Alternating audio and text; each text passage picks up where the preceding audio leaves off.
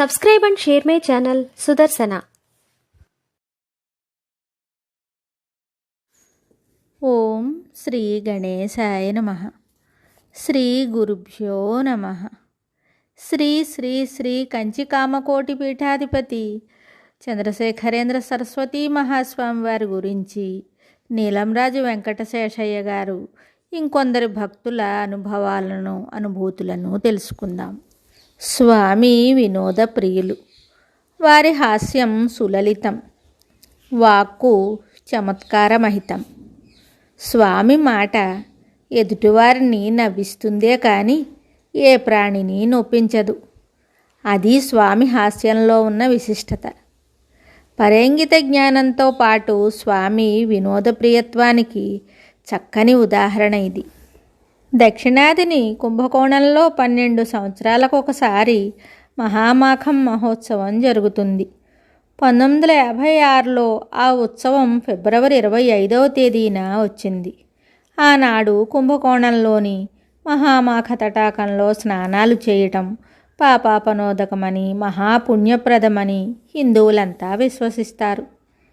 కంచి నుండి కాలినడకను కుంభకోణం వెళ్ళి ఆనాడ పవిత్రోదకంలో మునిగి కంచికి తిరిగి రావాలని స్వామి అనుకున్నారు. కానీ అప్పటికే కొన్ని నెలల క్రిందటి నుంచి స్వామి ఆరోగ్యం అంతా బాగుండటం లేదు. ఆ స్థితిలో కంచి నుండి కుంభకోణానికి 165 మైళ్ళు కాలినడకన ప్రయాణం చేయటం ఆయన ఆరోగ్యానికి మంచిది కాదని శిష్యులు ఆందోళన చెందారు. ఏం చేద్దామా అని ఆలోచించి చివరకు ఒక పథకం నిర్ణయించారు. మద్రాసు నుంచి ఒక ఘనవైద్యుణ్ణి కంచికి పంపించాలని, ఆయన చేత స్వామి దేహస్థితి పరీక్ష చేయించాలని నిశ్చయించారు. 1956 జనవరి నెలలో ఒక ఆదివారం నాడు ఆ వైద్యుడు ఆధునిక పరికరాలన్నింటితో కంచికి బయలుదేరి వచ్చాడు. మద్రాసు నుంచి మరికొందరు స్వామి శిష్యులు కూడా ఆయన వెంట వచ్చారు. అత్యంత అధునాతన పరికరాల సహాయంతో దాదాపు అరగంట సేపు స్వామి దేహస్థితిని ఆమూలాగ్రంగా డాక్టరు పరీక్ష చేశాడు. పరీక్ష ఫలితంగా తాను కనుగొన్న విషయాలను గురించి, ఆరోగ్యం బాగయ్యేందుకు గాను ఇక మీదట స్వామి అనుసరించవలసిన అనుదిన కార్యక్రమం గురించి వివరించటానికి డాక్టరు సంసిద్ధుడయ్యాడు. ఇంతలో డాక్టర్ చెప్పబోయే మాటలకు స్వామి అడ్డొచ్చి నిదానంగా మందస్వరంతో ఇలా అన్నారు: నా దేహస్థితిని గురించి ఇప్పుడు మీరేం చెప్పబోతున్నారో దానిని మీకు నేను వినిపిస్తాను, వింటారా? స్వామి మాటలు విని చుట్టూ మూగిన వారంతా ఆశ్చర్యంతో స్వామి ఏం చెప్పబోతున్నారో అని చెవులు నిక్కబొడుచుకున్నారు. స్వామి చెప్పడం మొదలుపెట్టారు. స్వామికి వయోరియా అనే పండ్ల జబ్బు ఉన్నది. అందుకుగాను కొన్ని దంతాలను పీకించవలసి ఉంటుంది. ఇది మీరివ్వదలిచిన మొదటి సలహా. ఒకవేళ అది నిజమే కావచ్చు, కానీ అలా ఆ దంతాలను లాగివేస్తే ఇంక నేను మంత్రాలను సక్రమంగా ఉచ్చరించలేను.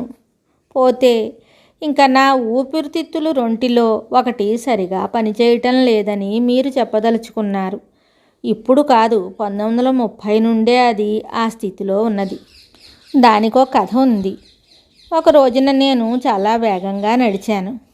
ఆనాడు నేనొక నదీ తీరాన నడుస్తూ ఉండగా వాన, సుడిగాలి వచ్చాయి. వాటిని తప్పించుకోవాలనే ఉద్దేశంతో వడివడిగా నడవటమే కాక కాస్త దూరం పరిగెత్తాను కూడా.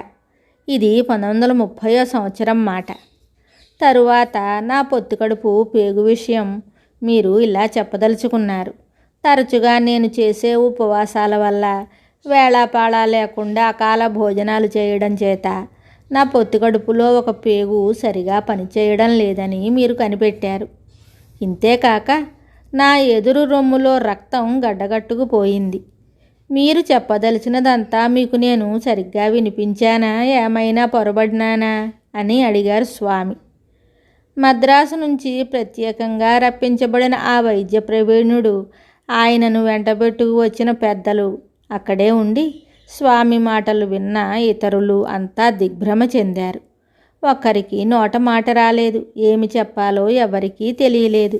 డాక్టర్ మహాశయుడు మాత్రం మఠం ఉద్యోగులను ఉద్దేశించి స్వామికి మంచి ఆహారం, వేళకు భోజనం, పూర్తి విశ్రాంతి ఈ మూడు చాలా అవసరం అంటూ సలహా ఇచ్చి స్వామికి నమస్కరించి తన సామానంతా సర్దుకుని తిరిగి మద్రాసుకు బయలుదేరాడు.